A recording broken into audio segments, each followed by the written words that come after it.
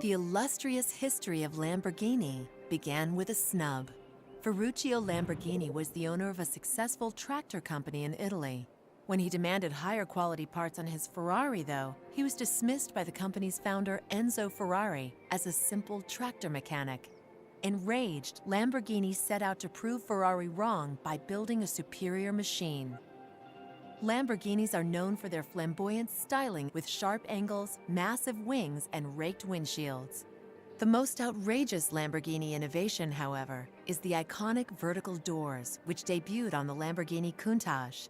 Originally designed as a practical solution for cramped parking lots, the wing-like doors became a trademark for Lamborghini and are featured on all flagship models to this day. Thanks to car enthusiasts, modified Lambo doors have been installed on everything from pickup trucks to Honda Civics in an attempt to capture a bit of that Lamborghini flair.